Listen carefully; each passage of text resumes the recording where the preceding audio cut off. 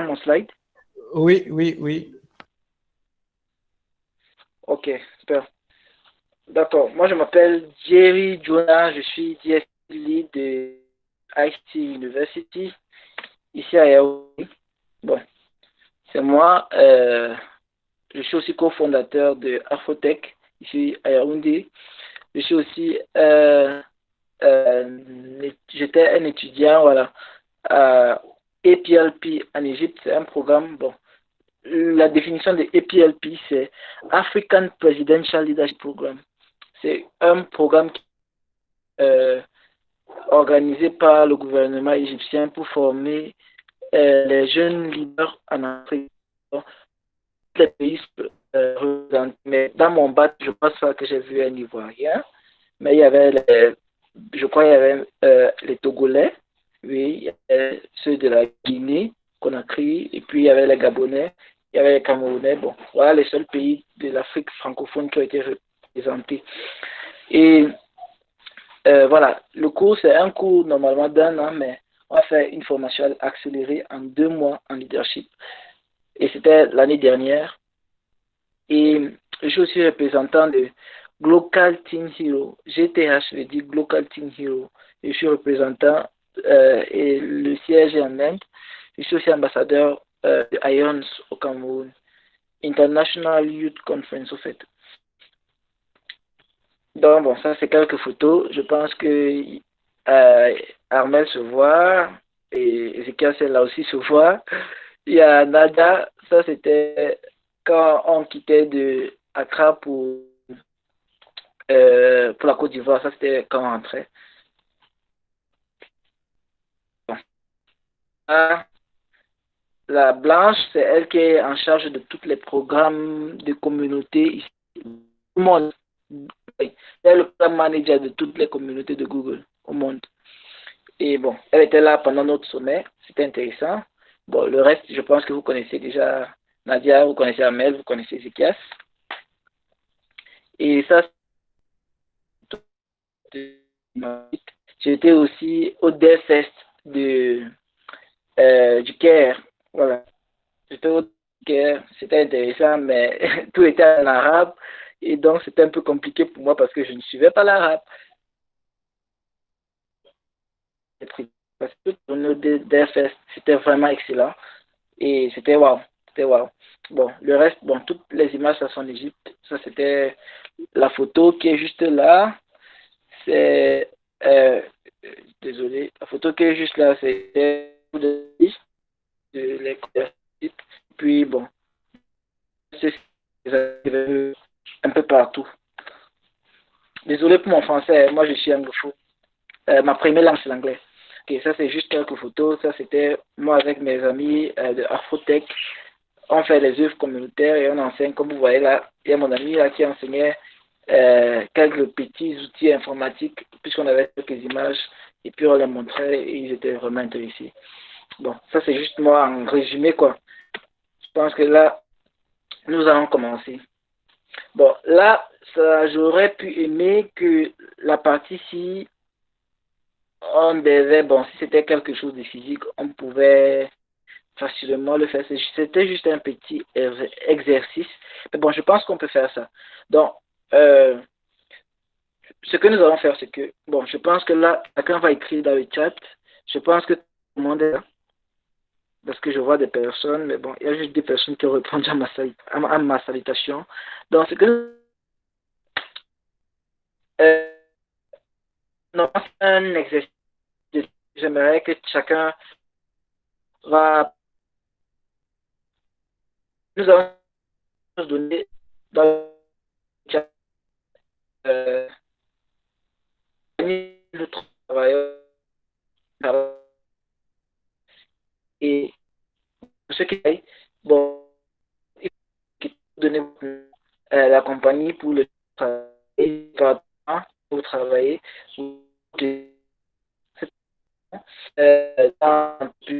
et votre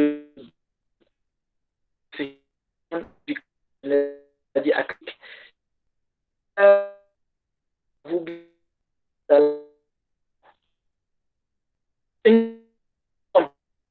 un temps à vous et vous ajoutez un passe. Vous aimez à la fin de la ce qui est bon. Ce qui fait bon, votre école, votre filière, et puis votre background et du académique, et puis vous donnez Jerry, s'il te plaît, c'est un truc de coupé. votre temps. Oui, oui, oui, je vous écoute. Je disais Allô? que c'était un peu coupé. Quand tu parles, Oh, ok, maintenant ça va? oui, c'est bon. Ok, ok. Donc, comme je disais, pour ceux qui sont étudiants, vous me donnez juste votre nom, votre école, votre filière, votre background académique, et puis vous donnez une compétence ou bien un talent passe-temps à vous, et vous nous dites ce que vous espérez en participant dans la semaine de la technologie. Je pense que c'est bon, ou bien je dois me répéter. C'est juste un exercice. Tout le monde doit participer, s'il vous plaît. Je me répète. Ok, vous allez dans le chat. Chacun donne son nom. Pour ceux qui travaillent, vous donnez votre nom, la compagnie pour laquelle vous travaillez, le département dans lequel vous travaillez, votre titre professionnel, votre background professionnel, votre background éducationnel, euh, une compétence à vous, un talent, et puis vous donnez votre passe-temps. Ensuite, vous nous dites qu'est-ce que vous espérez atteindre ou bien qu'est-ce que vous vous attendez en participant à la semaine de la technologie. Et vous faites de même pour les étudiants.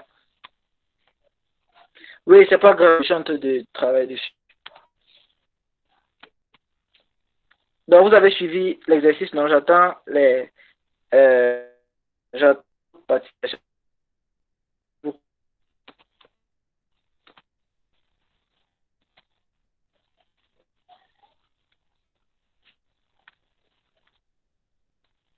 Hello, Traoré, Ahmed, je ne vous suis pas.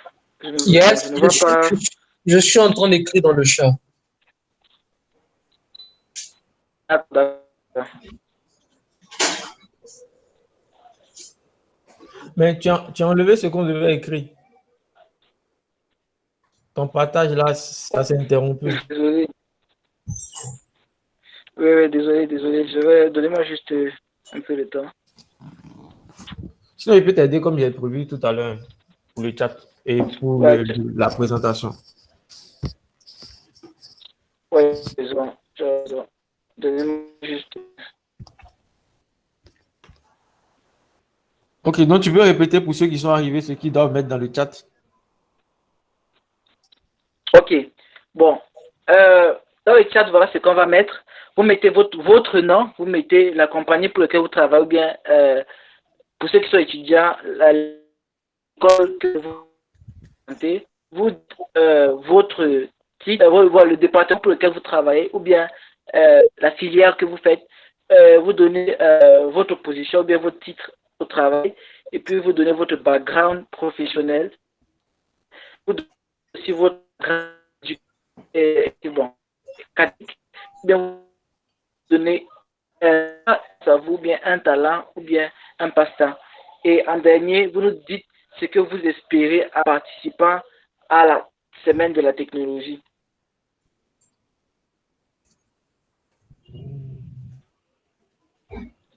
Ok, chacun s'y met.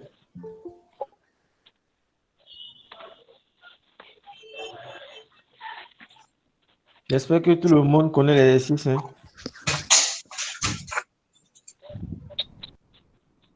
Il n'y a personne qui a encore mis.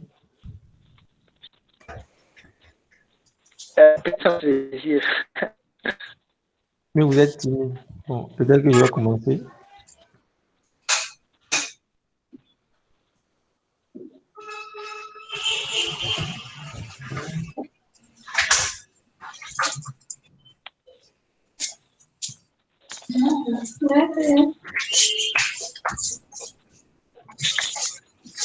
Voilà. La personne. Ok, oui, il y a Traoré. Est-ce que vous pouvez mettre votre micro, muter votre micro, s'il vous plaît? C'est qui la personne? Ok, ça va, c'est bon. Ok. Ok, Traoré a déjà envoyé, bon,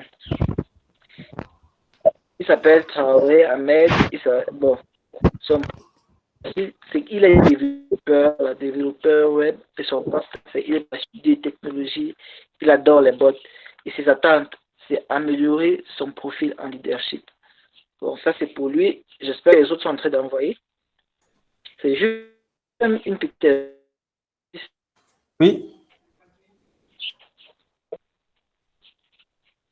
moi-même, je suis en train d'envoyer pour moi. D'accord, d'accord.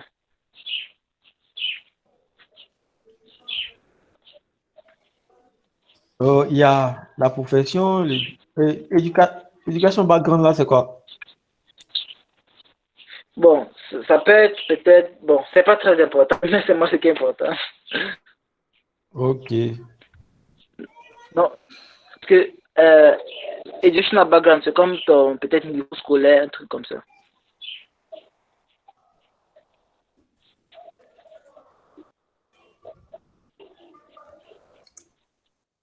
Ok.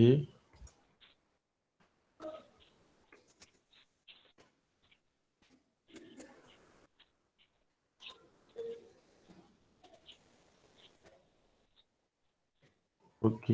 Donc, je serai le deuxième à mettre en attendant les autres.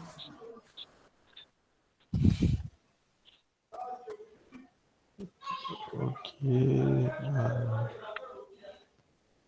avons 2 minutes pour ici. Donc, On t'a pas entendu, hein, Jerry? j'ai dit 2 minutes en France. Ok, moi, je viens de mettre moi. On dirait que j'ai pas mis mes. Ah oui, ok, Ok. j'ai mis mes attentes.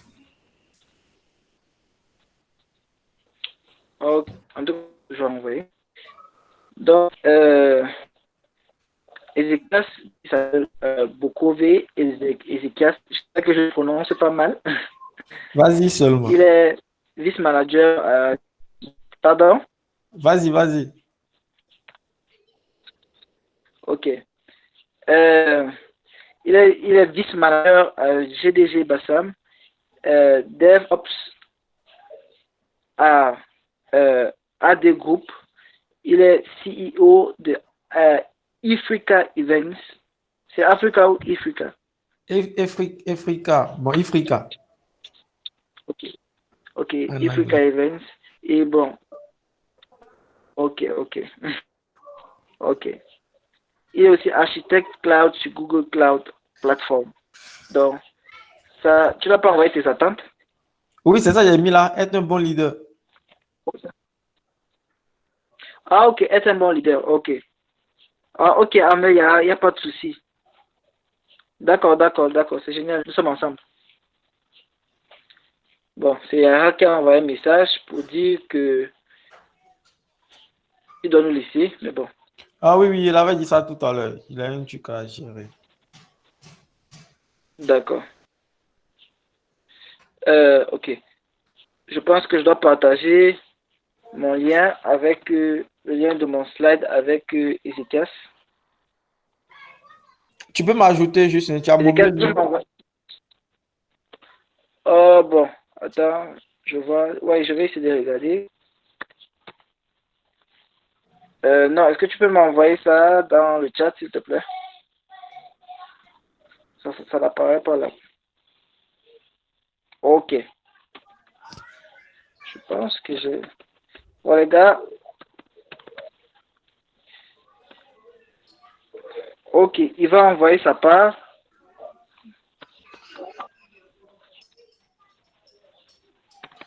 J'espère que tout le monde sait ce qu'on doit faire.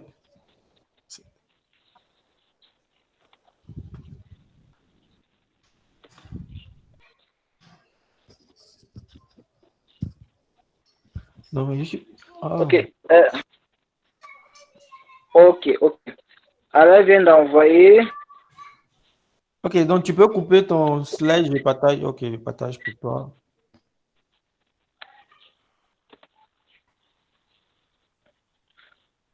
Voilà. Bon, je lis alors ce que Alain a envoyé. Bon, il s'appelle Alain Zoué, si je ne me trompe pas. Et il est IT Project Manager, Network Designer. Et son passe-temps, c'est qu'il est passionné des technologies, adore les bots. Ses attentes, c'est améliorer son profil en leadership. Ok, ok, ok. Voilà. Pour Samuel, ce n'est pas complet, il envoie juste son nom. Bon, je lis alors celui de Bindé. Bon, il s'appelle Kwakan Bindé Ben Imad. Il est développeur web et mobile. Et ses attentes, c'est aptitude pour être un leader. Entreprise, c'est Adjemi. Ok, ok. Voilà, je pense que nous allons, en attendant que quelqu'un d'autre euh, envoie Envoie. la sienne, nous allons continuer. Donc, ce que j'aimerais que nous, c'est que nous tous ici, nous avons tous certains points en commun. Et regardez un peu, si nous lisons la réponse de Ahmed, il est développeur web, il est passionné par des technologies et il adore les bots. Bon, ça c'est son passe-temps. Et il va améliorer son profil en leadership. Bon, regardons seulement les attentes. Ezekiel dit qu'il veut être un bon leader. Ivan dit qu'il veut améliorer ses compétences tech. Alain dit qu'il veut améliorer son profil en leadership. Et Bindé dit qu'il veut améliorer ses aptitudes pour être un bon leader. Il va avoir des aptitudes pour être un bon leader. Seulement, vous voyez comment nous tous, nous avons presque les mêmes attentes. Donc, ce qui est sûr, c'est que nous tous ici, on se considère comme des partenaires. Et en tant que partenaires, d'une manière ou d'une autre, nous avons presque les mêmes attentes. Et si vous voyez bien, nous tous, nous aimons la technologie. Parce que si nous n'aimons pas la technologie, nous n'allons pas être là. Donc, est-ce que tu peux continuer avec le prochain slide, s'il te plaît?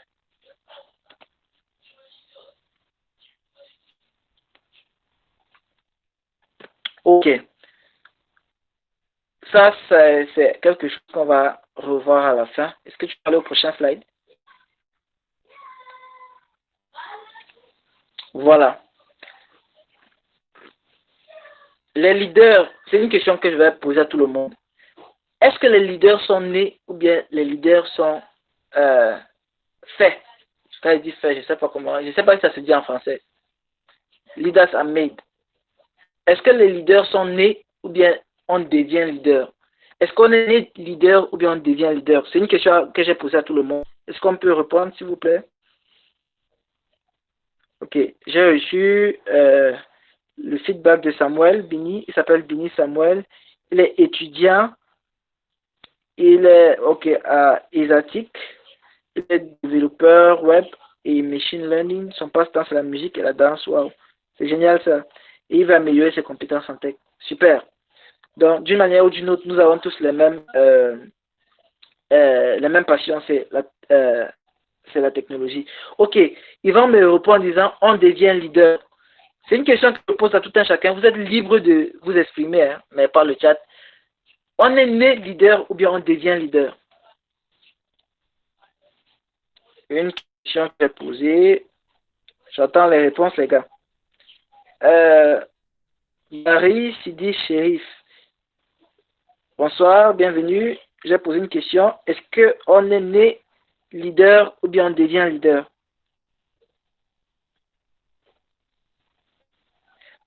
Ok, Samuel dit, on peut devenir leader, mais il y a certaines personnes qui le sont depuis la naissance. Ok, Samuel, tu peux me donner l'exemple de certaines personnes qui sont devenues leaders depuis leur naissance? Ok, Binde Ben Imad dit, pour moi, l'on devient leader. Ok, génial. Ok, Samuel, tu peux me donner un exemple de quelqu'un qui est devenu leader depuis sa naissance? C'est juste un exemple. Hein. Je ne refuse pas l'idée, mais bon, c'est vrai, il y a des gens qui sont nés leaders depuis leur naissance. Ok. Traoré dit on devient leader en développant certaines aptitudes, mais on peut naître avec les aptitudes de leader sans être leader. Why?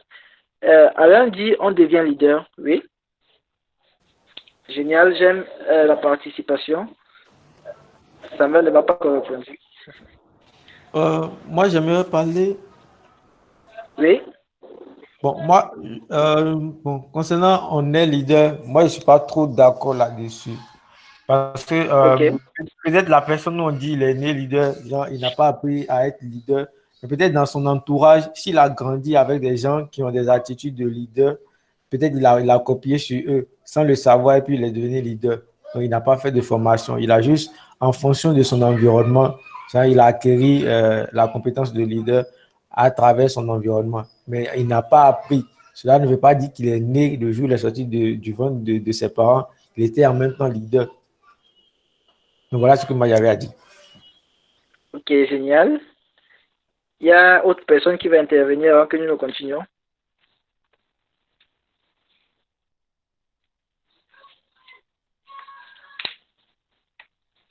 Bon, prochain slide s'il te plaît.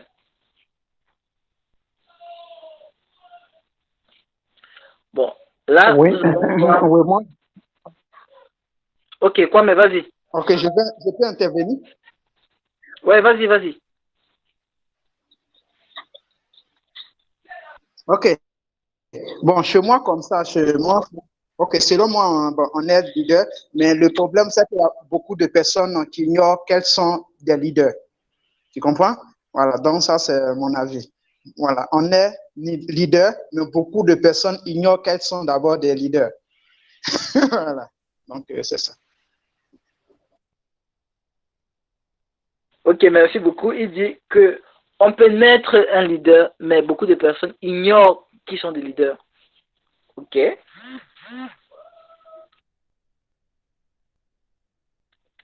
En regardant, ok, je vais lire voilà, les interventions de tout un chacun. Samuel dit, je pense que Jordan Belfort est né avec des aptitudes lui permettant de devenir facilement leader, tels que le charisme et bien d'autres. Ok, qui est Jordan Belfort? Bon, j'ai ouvert Wikipédia. Bon, il est acteur, il est speaker motivational speaker, il est speaker motivationnel, bon, il motive les gens. Et ok. Bon, j'ai vu qu'il est. Ok. Bon. Ah, ok. C'est maintenant que Jean-Philippe répond. Il s'appelle Jean-Philippe, développeur à groupe Direct Soft étudiant MIAH niveau 1. Ok. Attente. Il veut se perfectionner dans le domaine de la technologie. Son passe-temps, c'est les recherches, la musique et le fitness. Ok. Génial. D'accord. Bon. Ce slide nous demande de partager nos pensées. Et là, l'exercice de maintenant, désolé, c'est vrai que vous attendez à ce que je parle beaucoup, mais bon, j'aime aussi quand c'est une interaction parce que là, nous partageons, nous apprenons de tout un chacun. Pour moi, tout le monde a quelque chose que l'autre n'a pas et je pense que nous pouvons apprendre des uns et des autres. Donc ici, nous allons parler des leadership traits, c'est-à-dire les caractères de leadership. Donc, voilà ce que nous allons faire. Nous allons choisir, chacun va choisir un leader qu'il admire beaucoup. Je ne sais pas, ça peut être un leader politicien ou bien dans la technologie, je ne sais pas. Un leader que nous admirons beaucoup et nous allons partager la personnalité de cette personne. C'est un caractère de la personnalité de cette personne et le genre de compétences que cette personne a.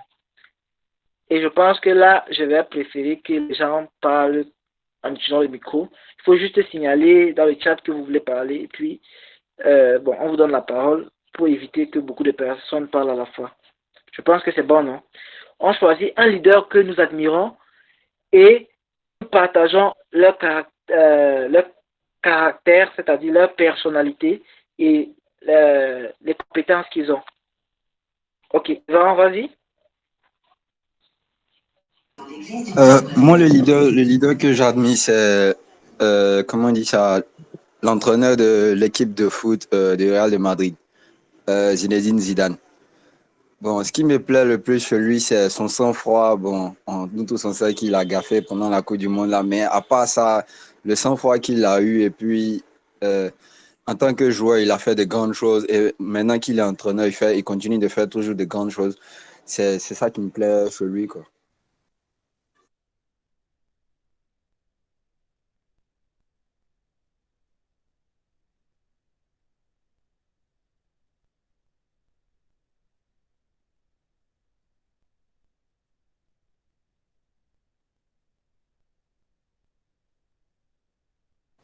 Allô?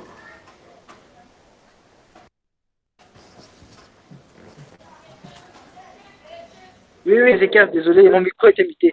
Je suis en train de dire, Yvan, quel est le caractère euh, de ce coach qui te plaît le plus? Ce qui t'attire, ce que tu admires, bon, les compétences qu'il a, le caractère qu'il a, qu'est-ce qui t'intéresse le plus de ce coach?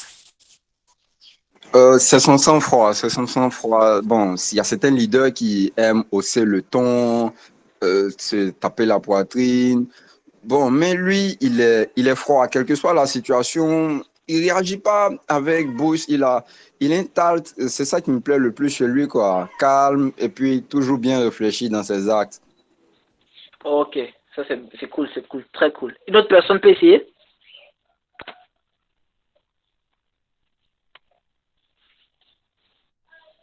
Une autre, s'il vous plaît.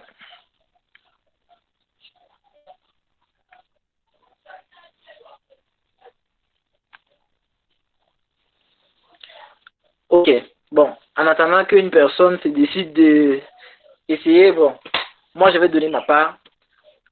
Euh, Il y a, il y a des gens que moi j'aime vraiment, j'aime beaucoup de, bon, il y a les gars que j'aime. Et euh, il y a Nelson Mandela que j'aime beaucoup. Il y a Elon Musk que j'aime beaucoup. Moi, je le vois comme un grand leader dans le domaine de la technologie. Euh, J'aime aussi Osama Ben Laden. Je sais que nous connaissons Osama Ben Laden. Et je pense que c'est de lui que je vais parler. Bon, c'est un caractère de Osama Ben Laden qui m'a impressionné. Donc, euh, Osama Ben Laden avait le pouvoir de contrôler les événements. Et sa complexité n'était pas dans tous les domaines, c'était juste conceptuel. Donc, ça, c'est euh, en fonction du contexte. Ce n'est pas. C'est quelqu'un qui est, d'abord, d'après mes études sur Osama Ben Laden, c'est quelqu'un qui est très complexe, mais il n'est pas complexe dans tous les domaines. Ça dépend du concept dans lequel il se trouve. Ouais. Sa complexité dépend du concept. Et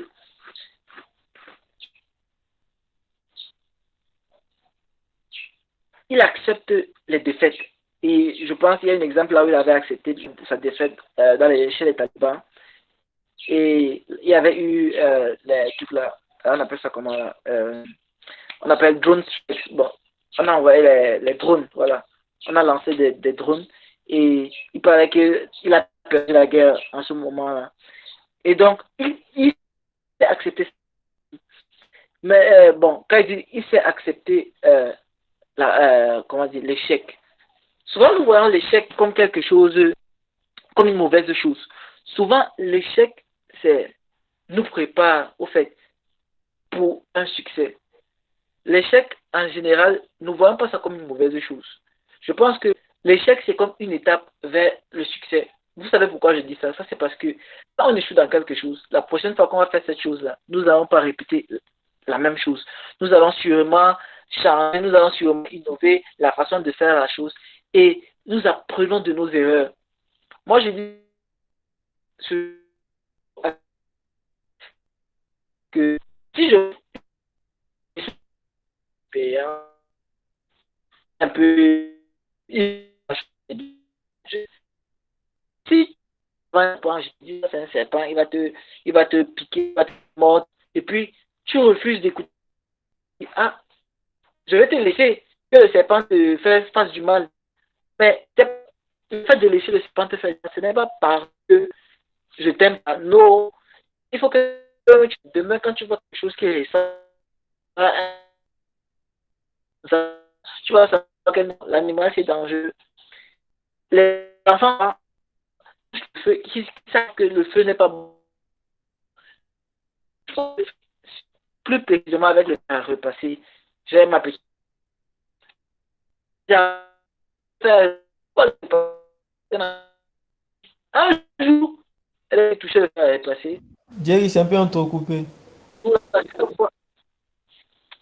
ça s'est coupé. Allô? C'était entrecoupé. Oh, c'est la connexion, désolé. Désolé. Donc, comme je disais, ma petite soeur là, c'est en touchant le fer à repasser qu'elle a su que pas toucher le fer à repasser, même si ce n'est pas branché, elle ne peut pas s'approcher du fer à repasser. Donc, du coup, ce monsieur-là était un peu bon, on voit l'échec. Il accepte l'échec et il travaille sur son échec pour devenir meilleur. C'est pour cela qu'il s'est distingué de toutes les autres terroristes que le monde a connus. C'est parce que il a su, enfin, à chaque moment qu'il échouait, il a su apprendre des leçons de son échec. Je pense que en tant que développeur, en tant qu'enthousiaste, en tant que je ne sais quoi, ceux qui veulent se lancer dans n'importe quel genre de carrière, si nous échouons, ne pas soyons conscients, nous allons apprendre de nouveau dans l'échec. Est-ce qu'on peut avancer avec le prochain slide?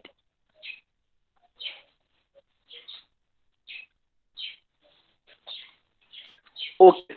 Là, nous allons voir certains caractères d'un leader actif. Bon, le premier, bon, c'est j'ai fait un bon, ça c'est une étude qui fait 54 personnes. Il a déjà ce qu'ils identifient qualité essentielle d'un leader. Je pense 1000 personnes ont dit l'intégrité sur la liste. C'est pour cela que vous et juste pour c'est quelqu'un qui est d'abord intègre. Je ne sais ce que je ne sais pas que nous appelons le leader, je ne sais pas ce que nous appelons ce que nous comprenons par un leader. Bon, j'aimerais que nous comprenions d'abord les caractéristiques. Tout à l'heure, je demandais est-ce qu'un leader est né ou bien on devient leader. Mais bon, d'autres personnes ont dit on devient leader, d'autres personnes ont dit on est leader. Donc, regardons ceci. Un leader, c'est quelqu'un qui est d'abord intègre. L'intégrité fait partie d'un leader. Et qui vous considère comme leader, si vous êtes en équipe, par exemple, la personne qui vous dirige va être comme un leader. Dans nos familles, on peut être leader. Donc, je ne sais pas, ici, là, peut-être tout le monde même est leader. Ézéchiel est leader. Et que croyeur a leader, Traoré leader, Alito leader, et puis Jean-Philippe est leader, etc., etc. Donc, je suis sûr que nous tous, nous sommes leaders. D'une manière ou d'une autre, nous dirigeons un groupe de au moins 2-3 personnes. Et là, ça nous fait, ça montre déjà comme leader. Mais le fait que nous sommes leaders ne veut pas dire qu'on agit comme des leaders. Donc, en tant que leader, nous devons nous mettre en tête que nous devons être intègres. Et à peu près 9000 personnes ont dit que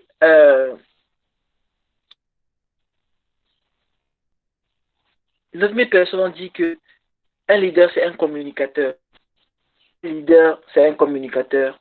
Donc, en tant que leader, il faut savoir communiquer tes émotions, il faut savoir communiquer le message que tu veux faire passer et de la bonne manière.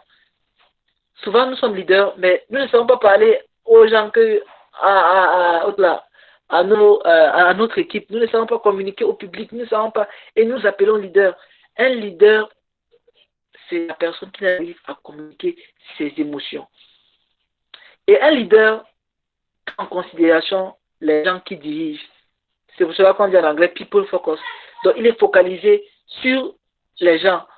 Donc, pour lui, sa motivation, c'est ces gens-là qu'il est en train de leader, c'est ces gens qu'il est en train de diriger. Un leader, c'est un visionnaire. Si un leader, si tu es un leader qui n'est pas visionnaire, ou bien tu es un leader qui n'est pas visionnaire, tu veux amener alors ton équipe où?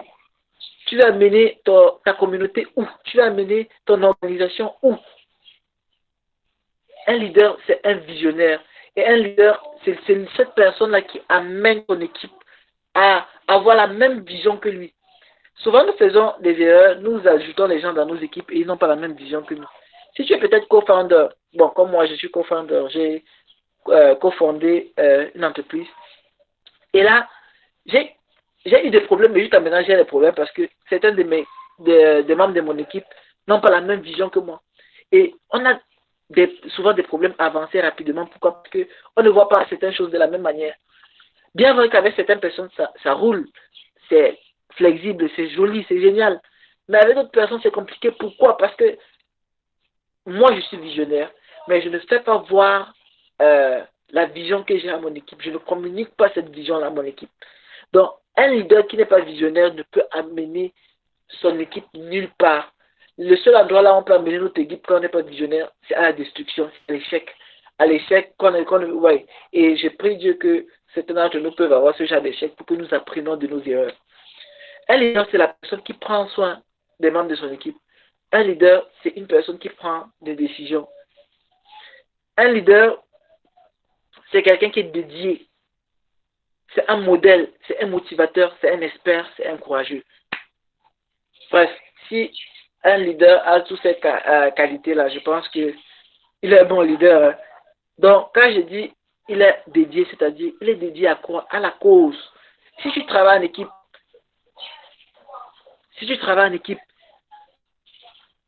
il faut être dédié à ton équipe et il faut être dédié à ce que vous faites, le genre de travail que vous faites.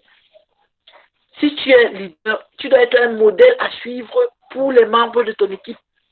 Si tu es leader, tu dois être un motivateur. Quand tu parles, les gens apprennent, les gens sont contents, les gens sont satisfaits, les gens ont cette satisfaction-là quand tu parles. Il faut être motivateur. Et quand on dit tu es peut-être dans le leadership, mais bon, même avec les petites compétences que tu as en leadership, il faut te comporter comme un expert dans le domaine, c'est-à-dire appliquer ton intégrité, tes compétences de communicateur, il faut être visionnaire, tout ça, c'est ça qui te rend un expert en fait, et il faut être courageux. Un leader, c'est cette personne qui peut se tenir en plein avec tout son courage, et il se place devant les gens, et il communique ce qu'il veut communiquer, même s'il y a des personnes qui ne veulent pas entendre, même s'il a de l'opposition, mais il arrive à communiquer ce qu'il a. Il arrive à communiquer son émotion. Si tu es leader, tu n'es pas courageux. Bref, je ne pense pas que tu peux être appelé un entrepreneur un jour parce qu'un entrepreneur, c'est un leader et c'est un genre de leader qui prend des risques et qui est très, très, très courageux. Le prochain slide, s'il te plaît. Ok, là, nous allons voir les success stories, les qualités et les compétences. Bon, nous n'allons pas voir tout ça, mais nous allons juste voir les success stories de certaines personnes, de certains leaders. Bon, nous allons commencer avec Aliko Dangote. Je pense que nous tous nous connaissons Aliko Dangote, c'est le Nigérian, et jusqu'à présent, je pense qu'il est l'homme le plus riche d'Afrique. Et c'est lui qui a Dangote, les ciments Dangote, il a beaucoup de produits Dangote. Et je me rappelle, je suivais l'un de ses interviews il fut quelques années, où il disait que lui, ce qui le rend plus riche, c'est qu'il s'est rappelé que chaque Africain arrive à manger un naira de son produit chaque jour. Bon, non, pas un naira, c'est un kobo. C'est très très petit, ça n'atteint pas un franc CFA. Ouais, ça n'atteint pas un franc. Donc, il s'est rassuré que chaque Africain arrive à manger moins de 1 franc de son produit chaque jour. Et c'est ça qui le rend plus riche. Et il a prouvé ça, que, au fait, s'il veut regarder la moyenne de ses revenus, chaque Africain mange au-delà de 1 franc de son produit chaque jour. Donc, c'est un leader qui a su faire progresser son entreprise et son empire. Il y a Jack Ma, je suis sûr que nous connaissons tous Jack Ma, c'est lui qui est le fondateur de Alibaba Group. Nous connaissons tous Jeff Bezos, présentement. Bon, c'est lui le fondateur de Amazon. Et nous savons tous que l'homme le plus riche pour le moment du monde. Nous avons Steve Jobs, le fondateur de Apple. Nous avons Bill Gates, fondateur de Microsoft. Nous avons Honda qui est fondateur de Honda. Nous avons Richard Branson qui est fondateur de Virgin. Nous avons Walt Disney qui est fondateur de Disney. Nous connaissons tous les sept de Disney Channel, etc. Nous avons Sam Walton qui est fondateur de Walmart. Phil Knight qui est aussi fondateur de Nike. Donc, on ne veut pas que nous entrions en détail. Prochain slide. Ok, nous allons parler de business leadership. Leadership d'affaires, si je peux traduire cela ainsi.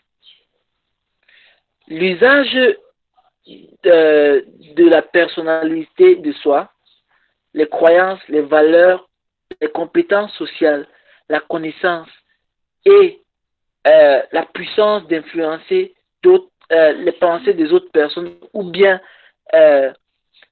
leurs émotions et leur caractère. Bon, leadership d'affaires, je répète, c'est l'usage de notre propre personnalité, notre croyance, nos valeurs, nos compétences sociales, notre connaissance et notre pouvoir d'influencer d'autres personnes, influencer leurs pensées, leurs émotions et leurs comportements. Je ne sais pas si nous comprenons ce que ça veut dire. C'est-à-dire, un leader, c'est une personne qui utilise sa personnalité, ses croyances, ses valeurs, ses compétences sociales, ses connaissances, et il a ce pouvoir d'influencer la pensée des autres. Il a ce pouvoir d'influencer l'émotion des autres et même le comportement. C'est-à-dire, si tu es un leader, tu ne peux pas influencer la façon dont les gens réfléchissent, la façon dont les gens pensent. Il y a quelque chose il y a un problème quelque part. Si tu es un leader et puis tu n'as pas ce pouvoir d'influencer l'émotion des autres et même la façon de se comporter, c'est-à-dire, il y a un problème quelque part. Et tu le fais comment? En utilisant tes propres valeurs. Donc, ce qui m'amène à dire qu'en tant que leader, nous devons avoir nos propres valeurs. Nous devions avoir certaines compétences sociales. Si tu es un leader et tu as peur de parler devant les gens, merde, tu n'es pas leader.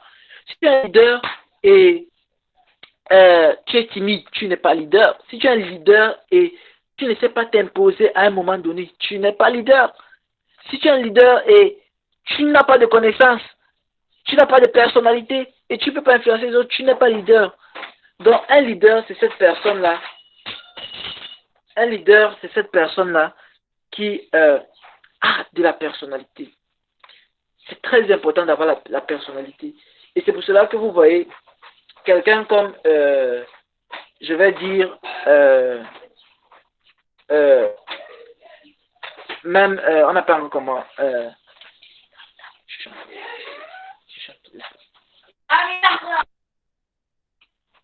donc, excusez-moi, désolé, j'étais un peu interrompu. Donc, comme je disais tout à l'heure, quand on prend l'exemple de quelqu'un comme, voilà, je pose d'abord cette question avant que je dise ce que je veux dire. Qui connaît le fondateur de Google? Voilà, je suis sûr que tout le monde connaît. Fondateur de Google. Fondateur de Google. Le ou bien les fondateurs de Google. Ils sont deux. Bon, les fondateurs, oui, il y a deux cofondateurs. Voilà, les cofondateurs ou les fondateurs de Google.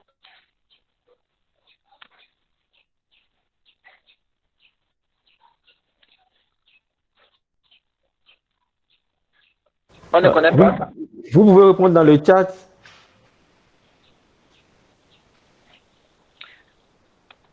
Bon, en attendant qu'ils répondent, bon, si c'est qu'on répond, bon, je continue en attendant.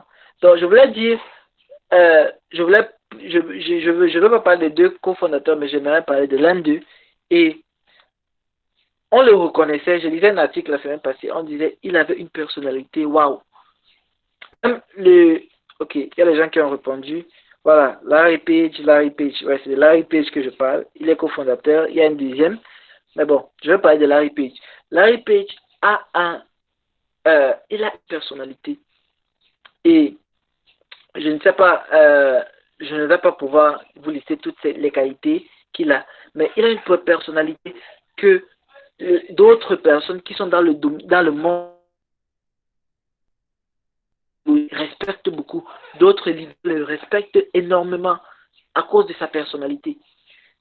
Et en tant que, si nous regardons toujours l'histoire de Osama Ben Laden a ses croyances. C'est pour cela que ça lui rend un leader exceptionnel dans le monde du terrorisme. Bien vrai que ça parle de leadership, c'est dans le sens négatif. Mais bon, c'est un leader. Ça n'exclut pas qu'il est un leader. Il a ses croyances et il a sa personnalité à lui. Il a ses propres valeurs. C'est la raison pour laquelle il se bat. Parce que lui, il a une croyance. Il a ses croyances, ses valeurs, il a sa personnalité et il a la connaissance de ce qu'il veut faire. Je ne sais pas si vous connaissez, Ben Laden a fréquenté aux États-Unis, je pense. Ouais, si je ne me trompe pas. Oui, c'est lui qui l'a fréquenté aux États-Unis, si je ne me trompe pas. Donc, il a les connaissances nécessaires et il a le pouvoir d'influencer toutes les autres terroristes, les milliers de terroristes là. Il a ce pouvoir de les influencer. Ça, c'est un leader. Prochain slide, s'il te plaît. Jerry, tu as oublié de parler du fondateur de Google, là, sa personnalité dont tu nous parlais là. C'est ça que j'ai dit que nous pouvons juste aller voir. Bon, je n'ai pas eu le temps de beaucoup lire, mais bon, on m'a parlé de sa personnalité. Et la personne qui a écrit ce blog disait c'est quelqu'un qu'on ne parle pas beaucoup de lui. Larry Page, on ne parle pas beaucoup de Larry Page. Oui, merci Jean-Boris. Il y a aussi, oui, je ne sais pas comment prononcer ce nom. C'est Sergey Brin. Brin. Voilà, Jean-Philippe Poussa dit c'est Brin. Voilà, merci. Donc, c'est Larry Page et Brin. Donc, pour Larry Page, je n'ai pas eu le temps de lire les qualités de sa personnalité, mais bon, nous pouvons aller regarder sur Google les personnalités de Larry Page. Et c'est pour cela que vous voyez, c'est difficile de voir Larry Page souvent dans certaines choses. C'est très difficile. Même Sundar Pichai, le CEO de Google présentement, même lui, il a une personnalité que les gens respectent beaucoup. C'est difficile de voir Larry Page parler sur les médias, sur les réseaux sociaux, etc. Vous pouvez le voir pendant les événements de Google. Il vient parler, il est là. Mais bon, c'est difficile de le voir dans dans d'autres événements où il parle à la presse, et puis. Donc, c'est ça. Donc, je ne sais pas, je vais aller aussi lire, et puis, je vais aussi me ressourcer. Voilà. Ici, j'ai essayé d'énumérer 13 comportements des grands leaders. Voilà. 13 comportements des grands leaders. Et là, je vais commencer par le premier point. Talk straight. Un bon leader, c'est cette personne, quand il parle, il ne contourne pas les gens, il va directement au but. Il n'essaie pas d'angoiser les gens, il n'essaie pas de tourner ce qu'il a envie de dire, mais il va directement au but. Un bon leader démontre le respect. Un bon leader crée la transparence. Quand il démontre le respect, c'est-à-dire le respect entre lui et ses équipiers, respect entre lui et d'autres leaders, respect entre lui et son environnement. Donc, un leader crée de la transparence. Normalement, quand tu es un leader, il faut que le monde, les autres personnes arrivent à voir la transparence dans tout ce que tu fais. Si on n'arrive pas à voir cette transparence dans ce que tu fais, les gens ne vont pas te faire confiance. Parce que toi-même, tu n'es pas en train de mettre en évidence ton aptitude de leader. Et un leader, c'est cette personne-là qui peut transformer le mauvais en bon. C'est-à-dire, s'il trouve quelque chose de mauvais, il est capable d'apporter une transformation à une bonne. Si tu arrives à une équipe, en tant que leader, il faut que tu transformes ce désordre à l'ordre. Si tu arrives, tu trouves que il y a l'appareil, il faut transformer là à des équipiers qui travaillent. Donc, si tu arrives dans quelque part et tu es leader et il y a quelque chose qui ne va pas, toi en tant que leader, il faut avoir ce pouvoir de transformer cela. C'est ce qui va te rendre un bon leader. Et un bon leader démontre la loyauté. Il est loyal. Il est loyal. Et quand ses équipiers voient qu'il est loyal, ça peut les influencer à être loyal envers lui. Un bon leader, c'est celui qui livre les résultats. Si on te met peut-être, on travaille sur un projet web, je ne sais pas, qu'on crée, disons, ouais, base de données. Prenons l'exemple avec les bases de données. On crée un projet de base de données qui va répertorier tous les étudiants de la Côte d'Ivoire. Voilà. Et puis, il y aura les catégories peut-être par ville. Après, il y a d'autres catégories qui est par école. Je ne sais pas comment on va faire ça. Je sais pas, c'est juste un exemple banal. Et puis, tu es le leader de toutes les équipes là. Il y aurait peut-être plusieurs équipes. Et toi, tu es leader sur toutes ces équipes. Il faut que, si le client vous a demandé de créer ce base de données, si tu n'as, en tant que leader, tu ne te rassures pas que vous êtes capable de livrer cela à temps, tu n'es pas un bon leader.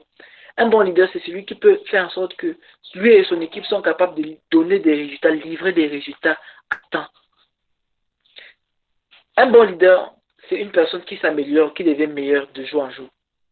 Si tu es leader et toi-même, tu ne te ressources pas. J'aime Ézéchias. Ézéchias, c'est un bon leader. J'aime Ézéchias beaucoup. C'est mon modèle. C'est mon leader, c'est mon modèle. Je dis ça parce que Ézéchias, quand je vois souvent Ézéchias, je vois les statuts d'Ézéchias, je vois comment Ézéchias, il se ressource de temps en temps. Même des choses qu'il connaît déjà, mais il essaie de visiter pour voir s'il peut faire la mise à jour. Peut-être il y a quelque chose de nouveau, ou bien il y a quelque chose qui est passé à côté. Il faut qu'il sache, il faut qu'il veut apprendre. Et c'est comme ça, un bon leader est censé s'améliorer de jour en jour. Un bon leader, c'est cette personne qui peut confronter la réalité et non fuir la réalité. Bon, je prends l'exemple avec moi. On était à un niveau, moi et mes équipiers, à un niveau dans la startup que nous avons. Et la réalité, c'est que on avait besoin d'argent, de beaucoup d'argent pour faire un certain projet. C'est un projet interne, c'est notre propre projet. Mais bon, la réalité, c'est qu'on n'avait pas ce genre d'argent pour commencer. Parce que bon, l'entreprise a moins de 6 mois. Et donc, on n'avait pas l'argent pour faire ceci, cela. Et la réalité, c'est qu'on n'a pas d'argent. Mais bon, on va faire comment? Est-ce qu'on va abandonner le projet? Est-ce qu'on va fuir? Est-ce que... Dans d'autres circonstances, d'autres personnes vont abandonner le projet. Pourquoi? Parce qu'ils n'ont pas l'argent. Et on était au point d'abandonner jusqu'à ce que je dis, mais pourquoi on doit abandonner? Il ne faut pas que l'argent devienne l'obstacle à ce qu'on réalise ce projet. Et présentement, nous sommes en train de travailler sur le projet. Et bien qu'on n'a pas eu l'argent qu'on voulait, mais on a su contourner cela en utilisant les ressources qu'on a pour pouvoir avoir ce qu'on voulait pour avancer dans ce projet. Donc, en tant que leader, il faut savoir, non, il faut affronter ce défi. Ok, j'ai une réalité devant moi, peut-être c'est manque d'argent, peut-être c'est ceci, peut-être c'est cela. Il ne faut pas que toutes ces réalités-là nous empêchent. Il ne faut pas que ces montagnes-là nous empêchent de devenir ce que nous voulons devenir. Il ne faut pas que ces choses-là, ces montagnes ou ces barrières nous empêchent de devenir des bons leaders que nous sommes censés être. Mais les bons leaders sont ceux qui confrontent ces réalités, confrontent ces défis. Bon leader, c'est cette personne qui peut clarifier des attentes. Nos équipiers, les membres de notre équipe ont des attentes envers nous. Et nous avons un devoir envers eux. Et maintenant, quand ils ont ces attentes, c'est à nous de voir comment on peut faire en sorte qu'ils arrivent à atteindre leurs attentes. C'est à nous de voir comment on peut clarifier leurs attentes en apportant le soutien que le leader doit apporter à ses équipiers. L'autre point, c'est que un leader doit pratiquer la comptabilité. Quand tu es un leader et tu n'arrives pas à pratiquer la comptabilité, c'est-à-dire tu ne peux pas donner le rapport peut-être d'argent entrée, de sortie, ce que tu as fait avec les ressources qui t'ont été données, etc. Tu n'es pas un bon leader. Tu dois être capable de faire la comptabilité pratiquer la comptabilité. Et cela va en harmonie avec la transparence. Un leader, c'est la personne qui écoute d'abord. Il ne faut pas être le genre de leader que quand tu vas aller quelque part, ou bien quand tu es en réunion, ou bien quand tu es avec tes équipiers, parce que tu as écouté quelque chose, tu commences à baser tes jugements. Non, non, non, non. Il faut écouter d'abord. Un bon leader, c'est la personne qui écoute. Si tu n'écoutes pas, tu ne seras jamais un bon leader. Il faut écouter. L'autre point, c'est qu'un leader garde les engagements. Si tu as un engagement envers un membre de ton équipe ou bien les membres de ton équipe, les engagements que vous vous êtes fixés, il faut les respecter. Il faut les respecter. Parce que ça joue pas seulement sur notre intégrité. Rappelez-vous, tout à l'heure, nous avons dit que un bon leader, c'est un leader qui est intègre. Donc, si tu n'arrives pas à garder tes engagements, tu n'es pas intègre. Et un leader, c'est cette personne qui étend la confiance. Si tu n'arrives pas à étendre la confiance dans ton entourage, ton leadership a un problème. Est-ce qu'on peut avancer? Prochain slide. Ok, merci. Bon, là, c'est 4 approches au leadership. Nous avons l'approche directe. Nous avons l'approche, comment je vais mettre ça en français, supportive. Voilà, l'approche soutenue. Nous avons l'approche participative. Nous avons l'approche qui est orientée vers les accomplissements. Je commence avec la première, l'approche directe. S'il vous plaît, s'il y a des questions, n'hésitez pas à poser dans le chat. N'hésitez pas à poser vos questions dans le chat et on va essayer de tous répondre ensemble. Ok, je continue. L'approche directe, on va terminer bientôt hein, parce que je voyais déjà presque l'heure. Ok, l'approche directe. Dans l'approche directe du leadership, en tant que leader, tu dois pouvoir, tu dois guider et former les gens qui nous entourent, notre entourage. Nous devons, nous travaillons sur, on appelle ça work schedule, c'est-à-dire l'emploi de temps, voilà, l'emploi de temps de travail. Tu dois maintenir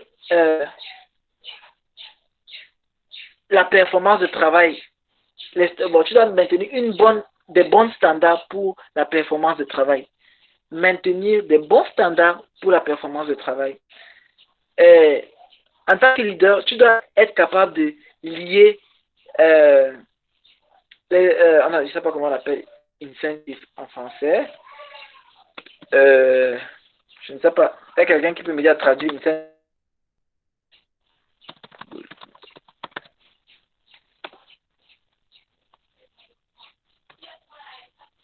Désolé, je trouve un peu la traduction de incentive.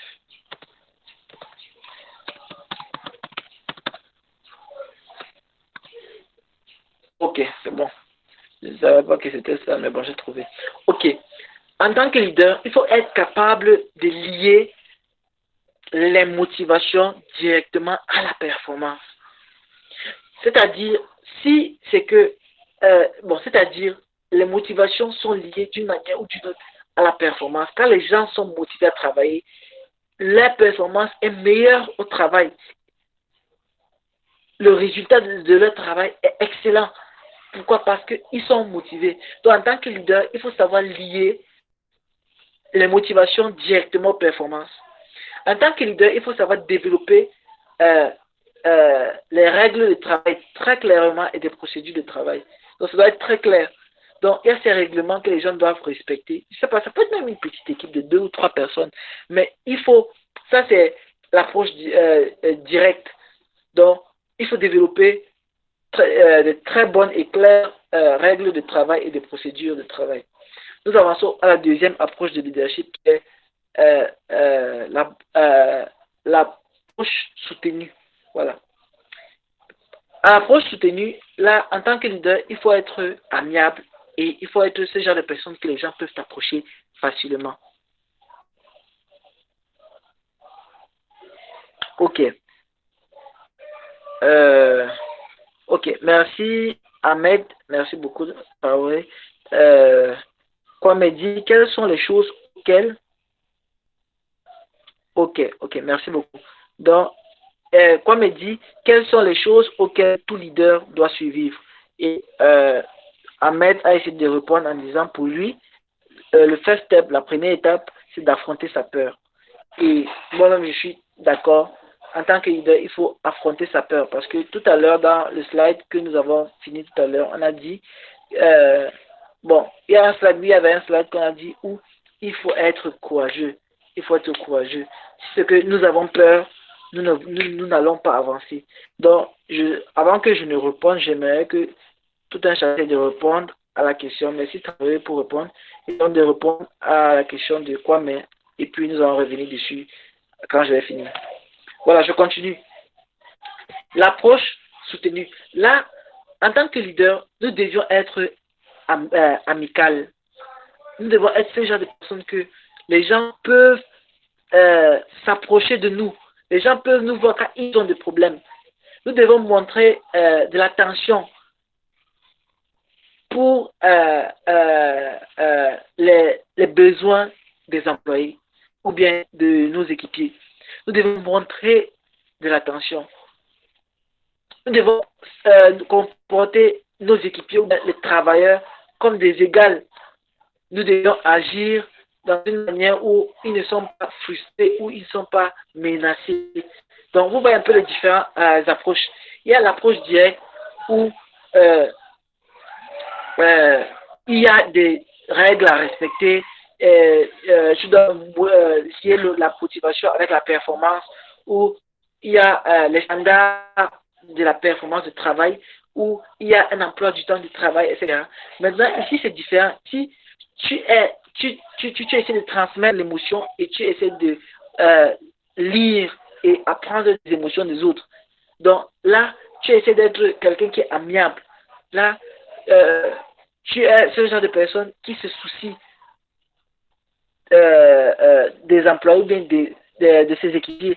Et il traite ses équipiers très bien. Donc vous voyez un peu la différence entre les deux approches. Troisième approche, l'approche participative. Là, le leader implique ses employés dans l'emploi du temps. Le leader encourage des suggestions et consulte les employés. Ça, c'est bon. Moi, j'aime plus. Quand je dis j'aime plus, ça veut dire que j'aime pas les autres approches. Mais bon, moi, je suis ce genre de personne, je suis ce genre de leader que, même aujourd'hui, j'ai eu une réunion avec les membres de mon équipe et il y a des décisions que moi seul, je pouvais les prendre. Mais bon, je ne pouvais pas m'asseoir pour commencer à prendre des décisions. Pour moi, c'est un peu stupide. Moi, je préfère écouter les autres d'abord. Je demande ton avis. Ok, voilà telle chose. Il y a tel projet sur lequel on doit travailler. Quel est ton avis? Quelle est l'approche qu'on doit prendre? Je demande à quelqu'un. Tu peux être peut-être des ressources humaines, tu peux être secrétaire, tu peux être... Peu importe ton rôle. Mais bon, je pense que tout un chacun a des suggestions qui peuvent nous aider. Et c'est bien. Donc, il faut encourager les suggestions des personnes avec qui nous travaillons. Ça, c'est un bon leader. Un bon leader prend les suggestions, les bonnes suggestions de ses employés et les met en action. Si tu es ce genre de leader, ok, voilà. On est en train de répondre. Avec le leader, il n'y a pas de mauvaise réponse. Exactement. Il transforme toute difficulté en opportunité. Exactement. Un leader ne voit pas un mur. Quand un leader voit un mur dans sa tête ou bien dans sa tête, dans ses yeux, lui, il peut voir une opportunité, une porte. Quand il voit une difficulté, il voit une porte, ce sont les opportunités qu'il voit. Voilà. Merci beaucoup, Traoré, pour ta participation. Donc, je continue. Un leader, dans l'approche participative, il encourage le travail proactif. Donc, la dernière approche que nous allons voir, c'est l'approche orientée vers l'accomplissement. Ici, le leader établit des défis à atteindre. Il met de l'emphase sur le besoin de se comporter, de bien se comporter et d'être actif, et il il agit à, bon, au top niveau de ses compétences. Un leader ici démontre la confiance qu'il a envers ses employés. Et ici aussi, un leader pourvoit aux employés l'autonomie et la liberté de décider comment ils vont travailler. Donc, à l'approche orientée vers l'accomplissement,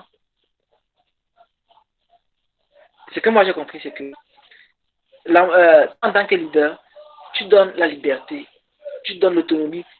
Chaque personne décide comment travailler. Toi, tu ne déranges pas. Là, à l'approche participative, là, en tant que leader, tu prends plutôt les suggestions des autres et tu mets en action.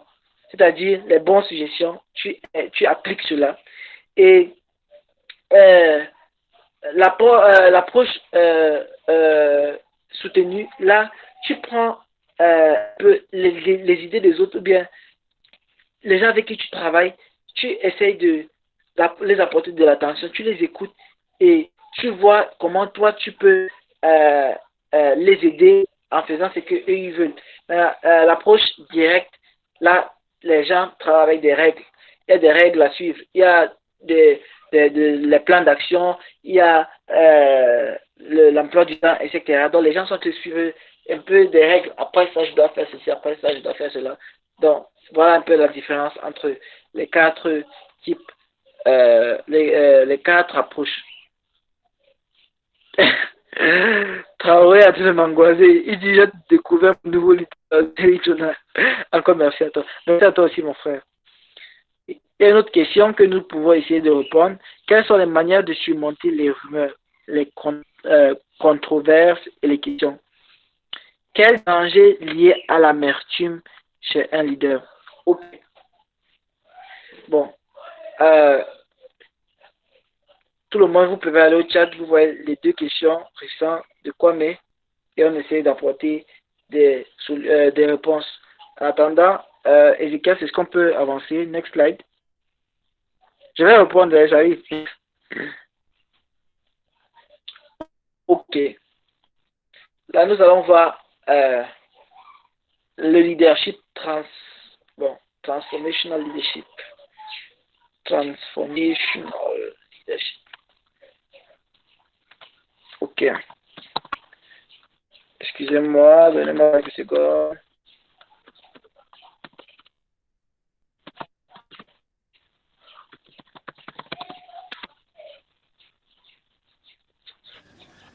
Ok. Je suis de retour. Ok. Nous allons parler du leadership transformationnel. Voilà. Ici, ce type de leadership inspire une grande loyauté et la confiance auprès de ceux qui le suivent. Ils ont des grandes attentes et ils inspirent d'autres personnes pour atteindre leurs objectifs. Donc, dans ce genre de leadership, c'est le leader en question.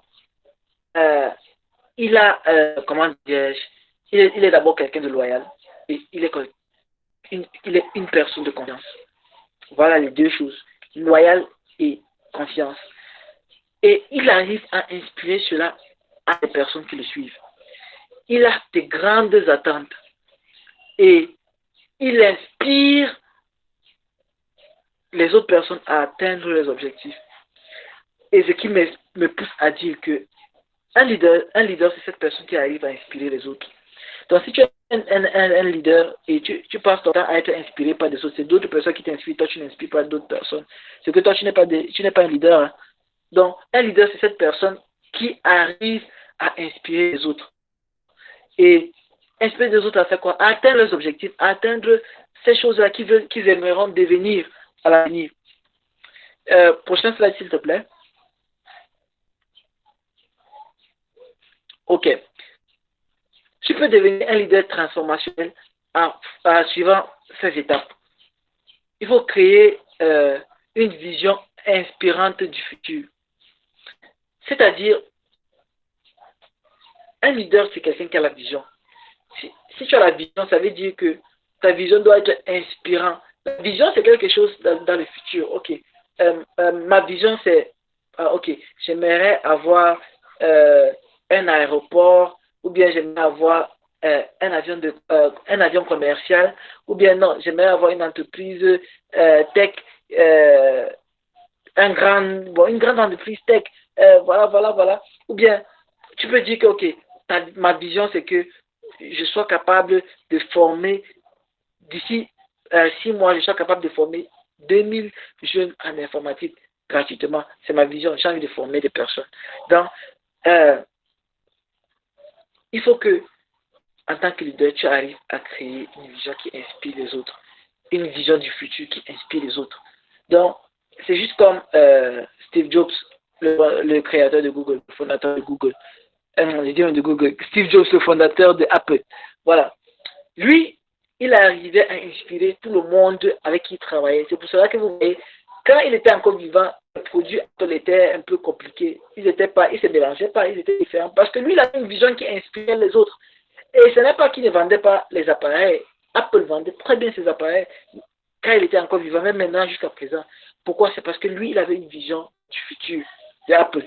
Et ça inspirait tout le monde qui travaille là-bas. Et ça inspirait même ceux qui utilisaient les produits Apple. Le prochain point, c'est de motiver les gens à se donner ou bien à livrer notre vision. Donc, si tu ne peux pas motiver les gens à se donner à notre vision, c'est qu'il y a un problème quelque part. Un leader doit motiver d'autres personnes à se donner à notre vision, parce que c'est moi le leader, c'est toi le leader. Les gens doivent être motivés à se livrer à ta vision, à suivre ta vision. Le leader aussi doit être capable de gérer la livraison de sa vision. C'est-à-dire, si tu veux que les gens comprennent ta vision, comment est-ce que tu gères cet aspect-là, que les gens arrivent à comprendre ta vision, être dans ta vision, arrivent à œuvrer dans ta vision. Et le dernier point, c'est que il faut bâtir. On bâtit quoi? Les relations qui sont basées sur la confiance. Les gens qui te suivent, les gens avec qui tu travailles, il faut que tu bâtis une relation qui est basée sur la confiance. Ça, c'est le bon leader. Ça, c'est le bon leader. Je sais. Ok, prochain slide. Je sais que nous sommes censés. Ok, c'est déjà presque à la fin. Ok. Il faut garder en esprit que pour avancer en tant qu'un leader transformationnel, tu dois utiliser, tu dois travailler sur tes propres compétences. Il faut garder du temps et de l'espace pour un développement personnel. C'est ça que j'ai dit, moi, j'admire beaucoup. Ok. Jean-Philippe dit, en tant que leader, comment puis-je montrer que je suis honnête? Merci pour ta question. Si quelqu'un peut répondre, qu'il réponde. Moi, je vais apporter des éléments de réponse à la fin. Il me manque encore même 4 slides. Bon, on va juste avancer très rapidement et puis je reviens répondre aux questions. Merci beaucoup. Ok. Donc, un leader, c'est cette personne-là qui se développe soi-même. C'est pour ça que j'ai dit j'aime beaucoup Ézéchias, parce que il est leader et il a du temps. Il garde du temps, il consacre du temps à apprendre. Il se développe d'abord personnellement. Si toi, tu ne te développes pas personnellement, tu ne peux pas aider d'autres personnes. Si tu veux être capable de diriger des gens, il faut que toi-même, tu sois un savant. Pour être savant, on ne t'accouche pas avec ces choses-là. C'est des choses que tu passes du temps à apprendre. Souvent, ce sont des choses que, je ne sais pas, si on te met peut-être team leader d'un projet web, par exemple, ou bien d'un projet cloud, et vous travaillez en équipe. Si toi-même, tu ne connais pas ce que vous êtes censé faire, tu ne peux pas amener l'équipe là où vous êtes censé aller. Pourquoi? Parce que tu ne t'es pas développé en tant que personne.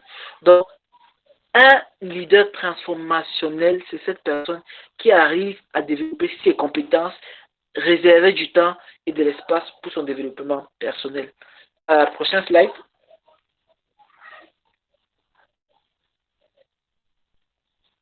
Ok. Ok, merci Traoré pour les éléments de réponse. Merci Egbe Kalito pour les éléments de réponse. Merci beaucoup. Bon, on continue. Bon, vous allez vous poser la question que, bon, nous parlons du leadership, mais bon, pourquoi est-ce que je parle du management? Au fait, le leadership et le management marchent ensemble, liés, quoi. Bon, le management, c'est travailler avec des gens et des ressources pour accomplir les objectifs d'une organisation. Ça, c'est le management. Travailler avec des gens et des ressources pour accomplir certains buts les buts de l'organisation.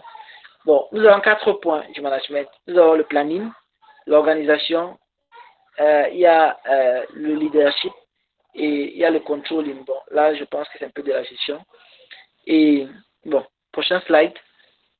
Je pense que on peut, bon, on va partager le slide. Je pense on va partager le slide avec tout un chacun à la fin. Et puis, nous pouvons lire, bon, même comme c'est en anglais, on va essayer de traduire, je vais essayer de traduire, et puis en français, et puis là, nous pouvons lire après.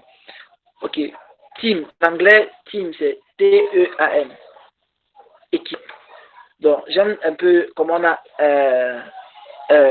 développé cela en anglais. Together, everyone achieves more, c'est-à-dire, je vais traduire mot à mot, ensemble, tout le monde accomplit beaucoup. Bon, ça c'est traduit mot à mot. Donc, ça c'est la définition de team en anglais. Ensemble, nous tous, nous pouvons achever de grandes choses. Donc, un leader, c'est cette personne qui sait travailler en équipe. D'abord, si tu es leader, tu ne sais pas travailler en équipe, ton leadership a un problème. Donc, une équipe, c'est un groupe qui est organisé à travailler ensemble. Une équipe, c'est un groupe qui est organisé à travailler ensemble. Une équipe, c'est un groupe d'individus qui travaillent ensemble pour résoudre un problème, qui rencontrent un objectif quelconque.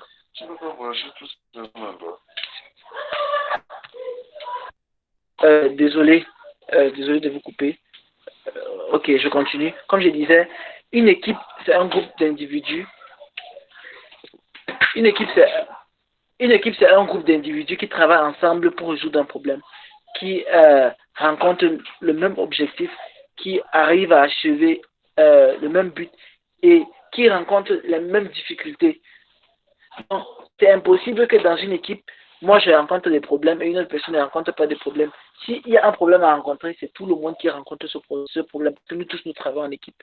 Donc, c'est un travail d'ensemble, ce n'est pas le travail d'une personne. Et là, un leader doit être quelqu'un qui est capable de travailler en équipe. Pas seulement travailler en équipe, mais diriger l'équipe. C'est pour cela que j'ai voulu intégrer cela à l'intérieur. Le prochain slide, s'il te plaît. Ok. Jean-Philippe demande, est-ce qu'un manager est un leader? Merci pour ta question. On va revenir dessus. Ok. Why teams? Pourquoi l'équipe? Pourquoi les équipes? On crée les équipes parce que les tâches que nous sommes censés travailler dessus sont complexes. Parce qu'on veut de la créativité. Si moi, Ahmed, Carlito, Jean-Philippe, nous décidons de former une équipe, c'est parce que nous savons que Jean-Philippe a une créativité qui est différente de la mienne. Carlito a une créativité différente de la mienne.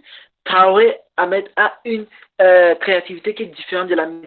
Nous tous, si on se rassemble notre créativité, mais nos idées, nous allons créer une idée créative, innovatrice. Donc, c'est à cause de la créativité que nous voulons travailler en équipe. Souvent, moi, je peux avoir la créativité. Une autre personne n'a pas cette créativité.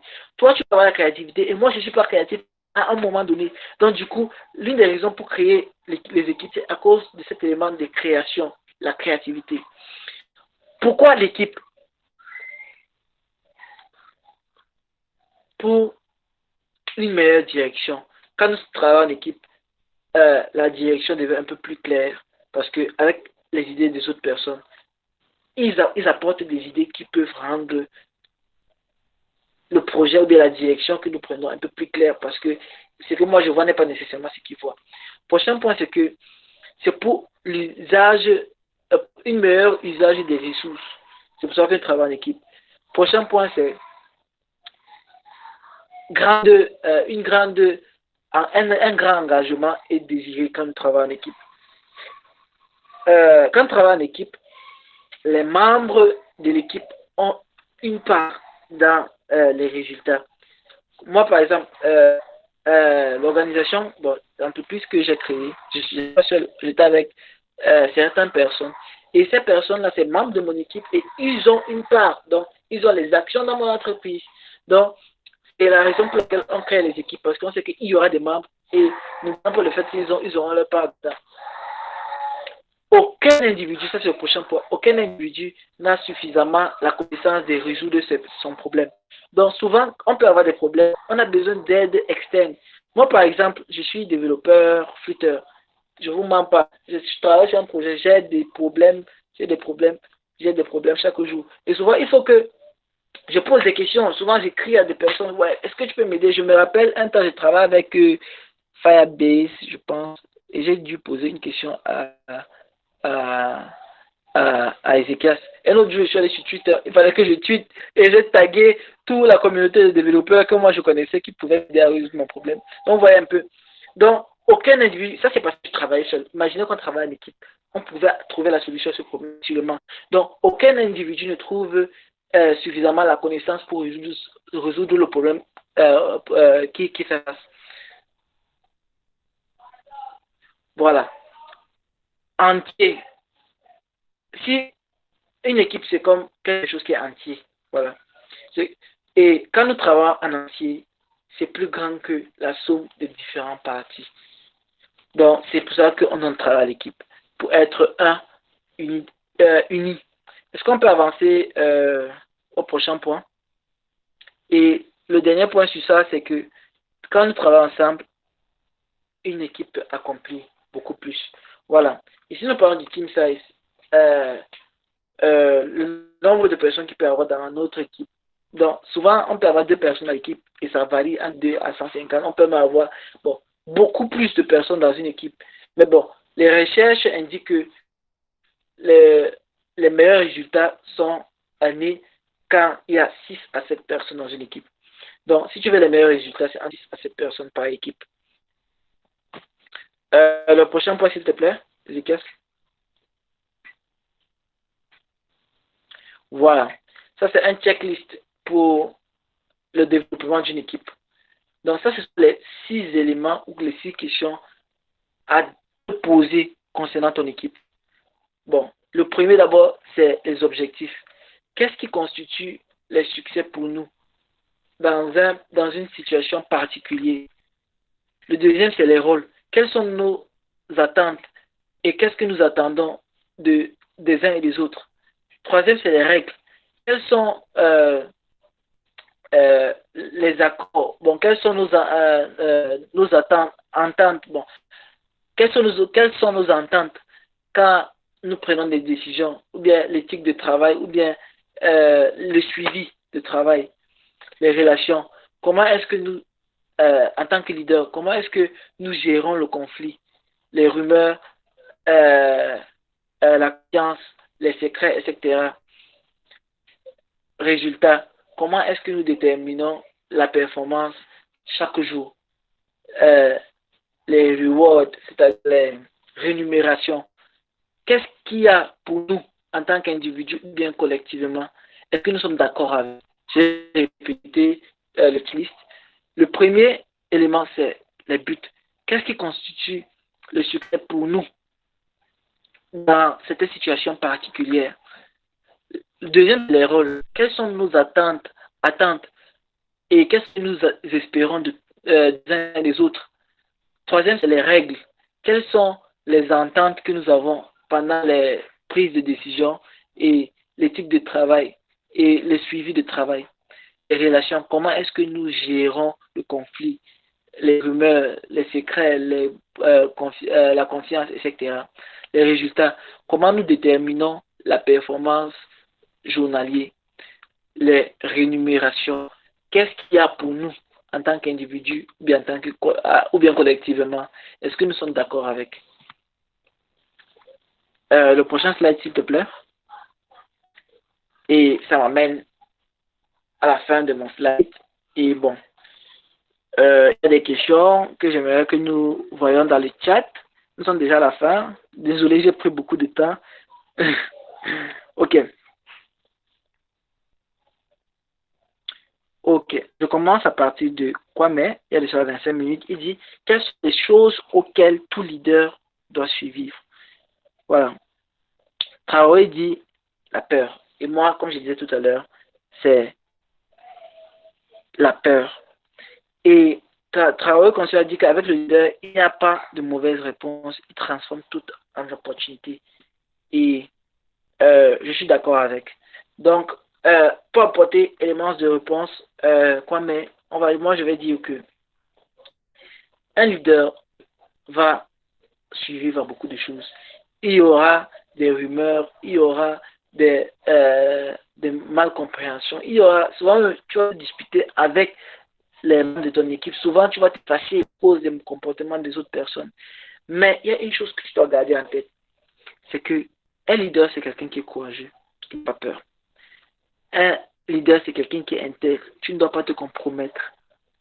Un leader, c'est cette personne-là qui arrive à motiver, à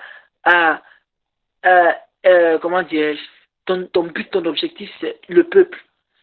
Donc, un leader, c'est cette personne qui arrive à donner l'oreille à tout un chacun. Il veut écouter ce que les gens ont à dire. Souvent, le problème de certaines personnes, je ne mens pas, c'est qu'ils veulent qu'on les écoute.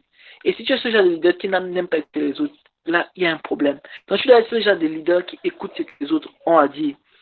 Et donc, en tant que leader, quand tu es dans certaines situations compliquées et tu vois que tu trouves que tu ne peux pas suivre, la seule chose, c'est de chercher à transformer. C'est là que nous parlons d'un leader transformationnel. Le seul leader transformationnel, c'est une personne qui peut, qui d'abord est loyal et il est digne de confiance. Donc, si tu es digne de confiance et tu es cette personne de loyale, il faut juste essayer d'inspirer et il faut communiquer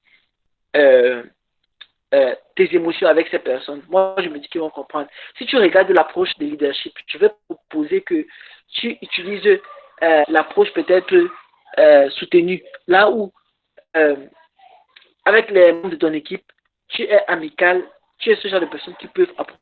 Là, tu peux survivre à beaucoup de choses. Ou bien, tu peux utiliser l'approche participative où tu encourages les suggestions. Ou bien, tu peux utiliser toutes les approches. Ça dépend des circonstances. Tu peux utiliser toutes les 4 approches. Vous voyez un peu. Donc, ça dépend juste des circonstances dans lesquelles tu te trouves. Donc, la prochaine question que Kwame m'a posée, c'est quelles sont les manières de surmonter les rumeurs, les controverses et les questions. Ok.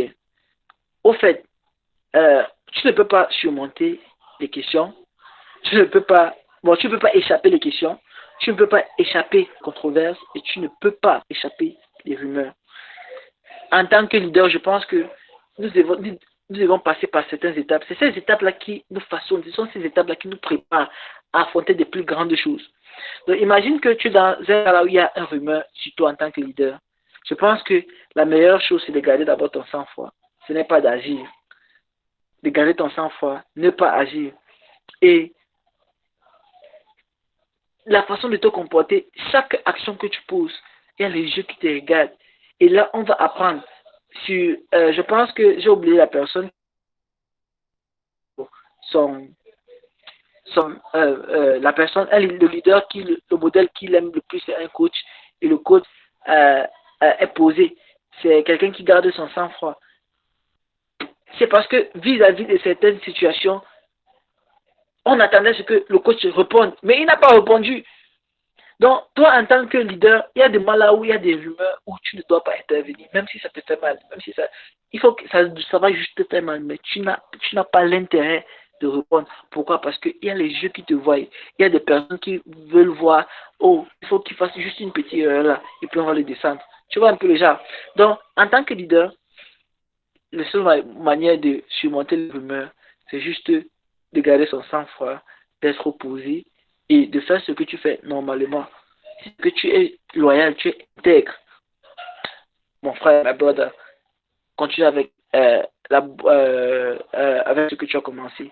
Donc, en ce qui est des controverses, On peut souvent avoir des controverses entre nous. La meilleure chose, c'est la communication. S'il n'y a pas la communication entre toi et les membres de ton équipe, ça va pas facilement. Pour moi, c'est très compliqué. Donc, pour arriver à gérer une équipe, il faut être un bon communicateur. Donc, il faut que la communication coule. Donc, pour moi, une façon de gérer ça facilement, c'est la communication. Ok. S'il y a des questions, vous pouvez poser. Hein. Ok. Kwame A vient de répondre. Il dit, pour ma proposition de réponse, chose auquel tout leader doit suivre. Voilà. La persécution. La persécution, le rejet, les histoires mensongères, les crises, l'envie, la jalousie, la déloyauté et la trahison, la pression. Il a même mentionné certaines choses que je n'ai pas mentionnées. Et c'est vrai. En tant que leader, tu dois t'attendre à toutes ces choses-là. Les crises, la pression du travail, la pression de certaines choses. Et tu dois t'attendre à la trahison. Parce qu'il y a les gens qui sont susceptibles à nous trahir à certains moments donnés. Il y a les gens qui sont susceptibles à nous trahir. Et il faut nous attendre aux choses comme ça. La déloyauté. Tu vois quelqu'un qui est censé être loyal à toi et à l'équipe, mais il n'est plus loyal, il est loyal peut-être à un concurrent. Que faire? Ça, ce sont des choses qu'un leader doit suivre. Il y a les crises, oui, ça peut être les crises financières, crises économiques, etc., etc. Ça peut même être la crise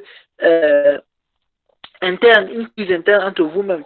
Donc, il y a des choses, il y a vraiment beaucoup de choses qu'un leader doit suivre. Le rejet vrai, la persécution, les histoires mensongères, là, ça n'enque pas. Moi-même, il y a presque toutes ces choses, je vivre présentement, mais ça m'empêche d'avancer. Donc, si on a des éléments de réponse, s'il vous plaît, mettez dans le chat et si vous avez des questions, c'est le moment de les poser. Ok. En tant que leader, comment puis-je montrer que je suis honnête? Ça, c'est la question de Jean-Philippe. Oui, Amel. Bienvenue. Il fallait que tu t'aies. Je voudrais intervenir. Tu as demandé si on peut intervenir. Donc, je ne sais pas si je pourrais intervenir sur la dernière partie. Tu as dit que s'il y a quelqu'un qui a des éléments de réponse concernant l'envie, la jalousie et tout ça. Oui, tu peux aller, vas-y.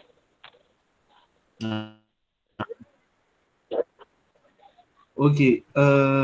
Là-dessus, en fait, c'est que la persécution, le rejet et tout. Bon, moi, je vais pas en fait intervenir sur chacun des éléments, mais à un être humain et un autre être humain, il y a forcément conflit, d'accord?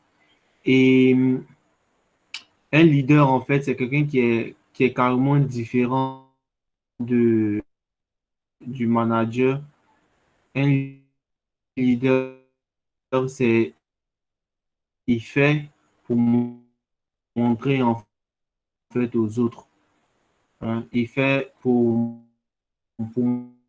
montrer aux autres pour ça se passe. C'est quelqu'un qui fait et puis qui conduit en fait les autres dans le truc. Alors, à ce niveau, quand on parle de persécution, de rejet, d'histoires mensongères, les crises, l'envie, la jalousie, ça fait partie des comportements de l'être humain. Le leader, c'est quelqu'un qui a une longueur d'avance en fait sur les autres et qui a une hauteur d'esprit par rapport à certaines choses. Et comme Jerry l'a dit, le point principal en fait, c'est le peuple. Disons, c'est les personnes que tu guides en fait. Et ça, c'est le point principal. Ces choses-là peuvent intervenir, les cris, les jalousies et tout ça. Mais tu dois garder en fait ton sang-froid, tu dois garder une hauteur d'esprit pouvoir surmonter ce genre de choses. Parce que l'objectif, si tu as un objectif, en fait, c'est l'objectif que tu dois viser. Toutes ces choses-là sont là, en fait, pour essayer aussi de te ramener à ta réalité personnelle, que toi, tu n'es pas un dieu, en fait. Voilà. Il y a des gens qui confondent, en fait, que le leader, c'est quelqu'un qui est un dieu qu'il faut aduler. Non. En fait, tu es au service, en fait, des autres. Ensuite, tu vas recevoir certaines choses. Mais tu n'es pas là, en fait, pour te faire voir. Tu n'es pas là pour montrer que tu es fort, mais pour amener les autres à être forts, quitte à te faire insulter et tout ça. Mais l'essentiel, c'est que tu dois amener les autres à être, à trouver leur chemin aussi, à trouver leur chemin, à se retrouver, en fait, dans ce monde-là et tout ça. Donc, le leader, c'est pas quelqu'un qui est un dieu, mais c'est quelqu'un qui est venu pour servir, en fait, les autres. Donc, il faut avoir cette hauteur-là d'esprit pour pouvoir surmonter toutes ces choses. Donc, pour ces capacités, en fait, c'est beaucoup d'humilité.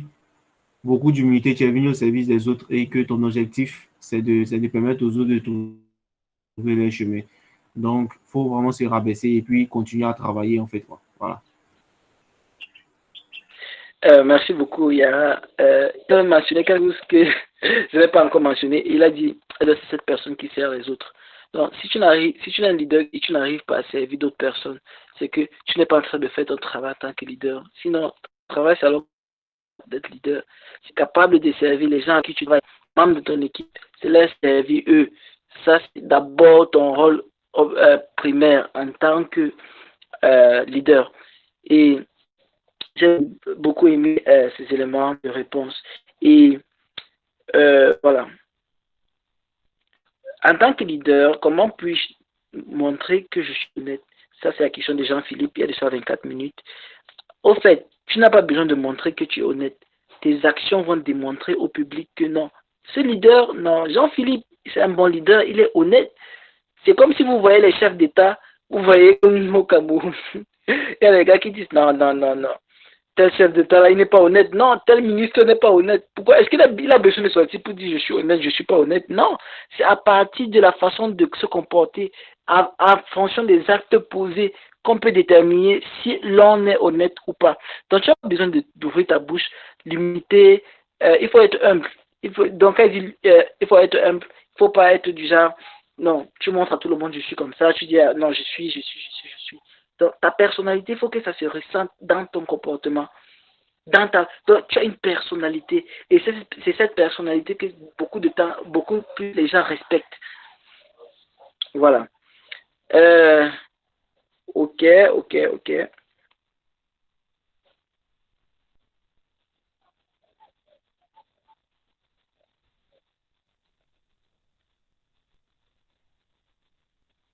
Ok. Kwame dit ma proposition de réponse pour ma deuxième question.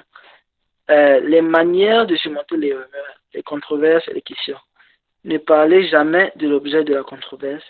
Cessez de parler de vos erreurs passées. Ne répétez pas les mauvaises choses que les gens disent à votre sujet, justement. Reconnaissez que tout le monde a des limites dans un domaine ou un autre. Voilà, n'amplifiez pas une question ou une rumeur concernant votre vie ou votre organisation. Oui. Oh, ok, Traoré Ahmed, juste, il n'y a pas de souci. Traoré Ahmed demande le lien de la vidéo en replay et aussi le slide. Ok, merci beaucoup, Ezekiel. Ezekiel travaille dessus. Donc, quoi me continuer en disant, ne faites pas la publicité des rumeurs que font courir vos ennemis. Remettez tout entre les mains de Dieu. Alors, ouais, là, c'est vrai. C'est Dieu qui est l'auteur de tout, c'est lui bon, nos vies sont dans ses mains. Quelle qu'en soit la région auquel nous appartenons, c'est Dieu que nous adorons tous. Je pense que c'est meilleur de remettre tout entre les mains de Dieu. J'aime la réponse de Kwame et il dit ne parlez jamais de l'objet de la controverse, cessez de parler de vos erreurs passées. Oui, mais pour appuyer sur ce point, j'ai dit apprenons aussi de nos erreurs passées. c'est pas bien de parler de ces erreurs, mais je préfère qu'on parle de ce qu'on a plus appris de ces erreurs-là. Et ne répétez pas les mauvaises choses que les gens disent à votre sujet. Ouais, là, il faut oublier, il faut pas gérer, il faut ignorer même ce que les gens disent à notre sujet. Reconnaître que tout le monde a des limites dans un domaine ou un autre. Un leader doit reconnaître que ça c'est mon domaine, ça c'est pas mon domaine. Et il doit reconnaître que non, peut-être une autre personne est meilleure dans un domaine que lui-même il n'est pas. Donc c'est bien souvent de reconnaître cela et d'accepter cela et de ne pas se battre. Donc c'est ça, je ne sais pas s'il y a des questions ou des contributions, parce que je pense qu'on a terminé.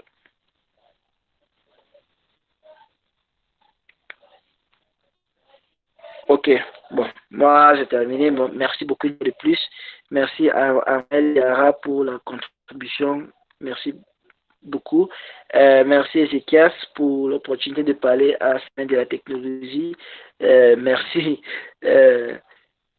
Arsène. Je n'étais pas vu dès le départ, mais bon, je suis aussi content pour ta participation. Billy, lui aussi a participé. Merci beaucoup. Il y a Flavien qui vient de venir. Merci beaucoup. Il y a Yvan, César, merci beaucoup. Il y a Jean-Boris, il y a Alain, il y a Traoré Ahmed, merci beaucoup pour ta participation. Et il y a Carlito aussi qui a participé, merci beaucoup. Ok, Ezekiel a envoyé le lien dans le chat, vous pouvez prendre cela à partir de là. Donc, merci beaucoup. Ok.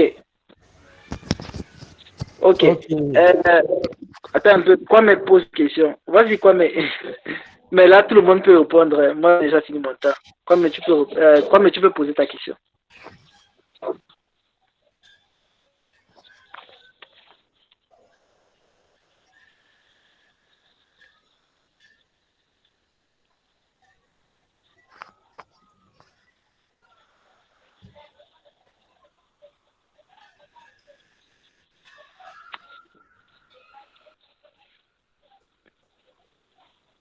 Allô, monsieur Kwame? Est-ce que monsieur Kwame prenait le micro pour parler, vu qu'on est déjà à la fin? Merci pour ton intervention. Ok, c'est bon? Je peux? Oui, allez-y, allez-y.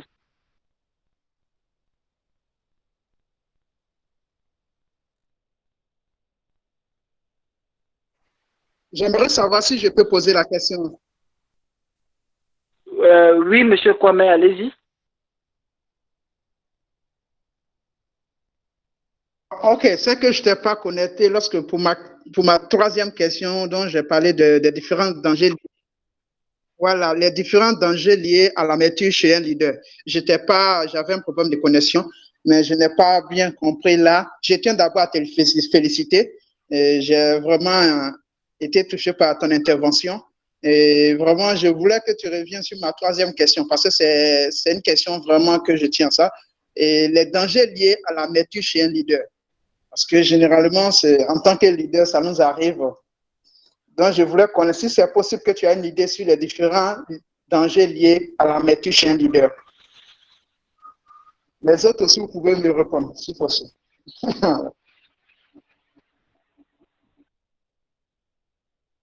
Ok, il y a quelqu'un qui peut nous aider avec une réponse?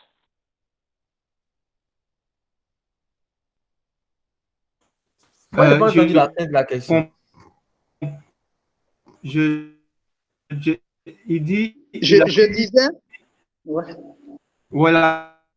La fin de la question. Ouais, je disais les différents dangers liés à l'amertume chez un leader, en fait. Quelques dangers liés à l'amertume chez un leader. Ok, j'ai compris la question. L'amertume. Ah. Oui, j'ai même posté ça dans le chat avant. C'était ma troisième question.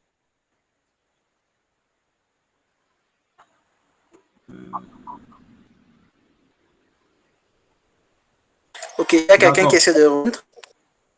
S'il y a quelqu'un qui essaie de répondre, il n'y a pas de souci. Ok, je viens de voir. Vas-y. Ok, amertume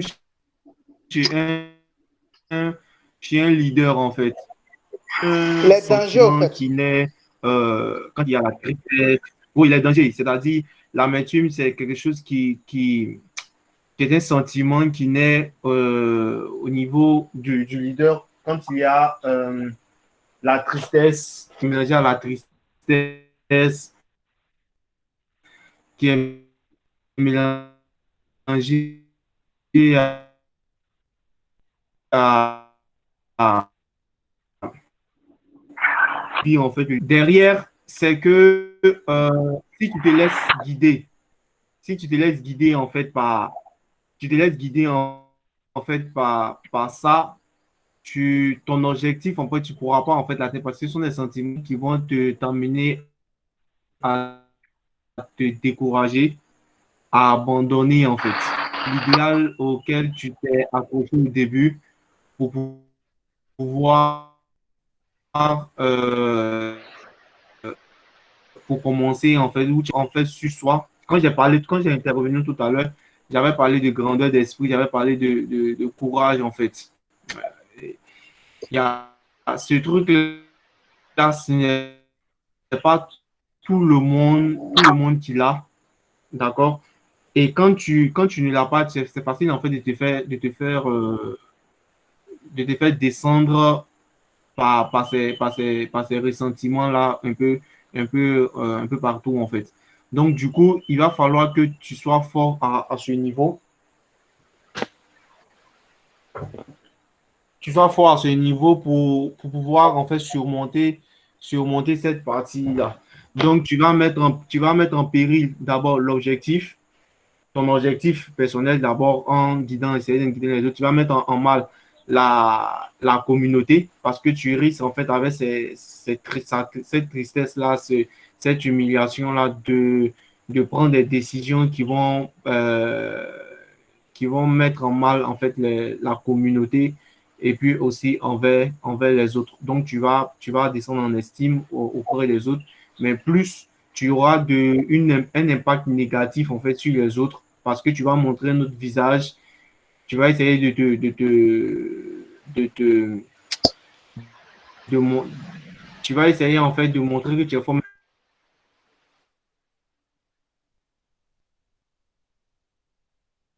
Finalement, en fait, tu vas avoir une négativité. Du coup, ça court un danger au niveau on appelle ça, de la conduite de la communauté. Bon. Moi, c'est ce que moi je pense en fait. Moi, j'ai quelque chose à dire. Bon, l'amertume, au fait, quand quelqu'un a de l'amertume, il se focalise sur euh, ce que, bon, sur les choses que d'autres personnes font qui ne sont pas bien, c'est-à-dire les mauvais comportements des autres, les mauvaises choses que les autres font. Donc, il voit ça au lieu de regarder les bonnes choses que ces personnes font. Et une autre chose, c'est que euh, personne qui a de l'amertume peut être même victime d'une injustice horrible. Et donc, peu importe l'offense, peu importe l'injustice que cette personne est en train de faire face, c'est l'amertume est juste comme une blessure qui est en train de ronger, qui est en train de se ronger. La blessure est infectée. Bon, il a une blessure qui est infectée et le plus c'est infecté, il est en train de ronger la chair et il ronge la chair. Et souvent, c'est pour cela que nous voyons quand il y a le plus dans une blessure, euh, si nous laissons, ça fait mal, c'est en train de creuser, ça ronge la chair. C'est pour cela que vous voyez, quand vous laissez le plus, après quelques temps, la blessure s'agrandit. Donc, c'est comme ça que l'amertume est en train de consommer et de consommer et de consommer. Et cette amertume-là, qu'est-ce que ça fait? Ça, au fait, ça tue la joie, ça tue l'habilité pour nous d'aimer d'autres personnes. Et au fait, la personne qui a de l'amertume dans sa vie, au fait, euh, il ne fonctionne pas normalement. Lui-même, là, il est dépressé. Et bref, euh, la bonne vie qu'il a l'habitude d'avoir, c'est-à-dire peut-être la liberté qu'il a, il n'a plus cela juste à cause de l'amertume là. L'amertume là, au fait, l'influence dans tous les aspects de sa vie, au fait. Donc, d'une manière ou d'une autre, pour moi, les dangers, c'est que ça nous éloigne des autres personnes. Alors qu'un bon leader, c'est cette personne qui arrive à se socialiser avec d'autres personnes. Ça tue notre joie, ça tue notre habilité d'aimer les autres personnes. Et le fait que tu te focalises tous les fois sur les mauvaises choses que d'autres personnes font, là, ça ne fait pas partie des approches, de l'un des approches que nous avons vu d'un leader. Si nous voulons voir l'un des approches, nous voyons que on se focalise plus sur les bons comportements des autres personnes, hein, et encourager ce bon comportement-là, pas se focaliser chaque fois sur les mauvaises choses que ces personnes font. Donc pour moi, la réponse que moi je peux apporter à cela, c'est que ça tue la joie. Quand on n'a plus la joie, pour moi, il n'y a plus la paix. Et quand il n'y a pas la paix, bon, nous emprisonnons nous-mêmes. Et quand nous emprisonnons nous-mêmes, rien ne peut avancer. Et l'amertume, encore, l'un des dangers, c'est qu'on ne peut pas aimer d'autres personnes. Et ça nous contamine jusqu'à un niveau là où nous ne sommes pas effectifs, nous ne sommes pas performants, nous ne sommes pas compétents dans ce que nous faisons. Donc, pour moi, ça, c'est un danger lié à l'amertume chez un leader. Donc, voilà. Tu dis que tu veux ajouter quelque chose sur l'amertume. Vas-y. Ok, merci bien, Jonah. Et encore une fois, merci beaucoup pour ta présentation qui était très motivante pour moi, qui m'a donné encore plus de motivation pour aller de l'avant. Maintenant, concernant l'amertume, pour moi, l'amertume, d'abord, ça dégage tout ce qui est négatif. Et tout ce qui est négatif, ça ralentit la motivation. Et si la motivation, elle est ralentie, pour moi, ça entraîne un manque de confiance en soi. Et nous-mêmes, on sait les dégâts que le manque de confiance en soi peut nous apporter. Voilà, c'est un peu ça que je voulais ajouter. Donc, pour dire que l'amertume, c'est des zones négatives qui sont là. C'est vrai, personne n'est parfait. C'est vrai, on a tous des expériences où on est dessus de certaines situations. Mais le plus important, ce n'est pas de les accumuler, c'est de trouver un moyen pour s'en passer. Donc, c'est de ne pas les garder en soi. Le fait de collecter ces informations négatives, ces zones négatives-là, la motivation, elle est touchée. Et si la motivation, elle est touchée, il n'y a plus de raison d'aller de l'avant. Donc, le manque de confiance en soi qui s'installe peu à peu. Et puis après, bon, on sait ce que ça va donner après. Voilà, c'était un peu ça mon intervention. Merci. Ok, merci. Et comme il dit encore, ma proposition, quelques dangers, un leader peut cesser de faire confiance à Dieu. Un leader peut commencer à détester les personnes qu'il conduit. Un leader peut haïr ses contemporains et ses collègues dans sa communauté. Ouais, et c'est juste, très très juste. Donc voilà, c'est un danger. Un leader amer aura un message déformé, exactement. Donc c'est de nombreux trucs. Parce que déjà en tant que leader, quand tu ne fonctionnes pas normalement, quand tu ne réfléchis plus normalement, tes agissements sont compromis, ouais, permettez-moi d'utiliser cela, tu ne peux pas passer un message clair, un bon message. Ton message, d'une manière ou d'une autre, sera déformé.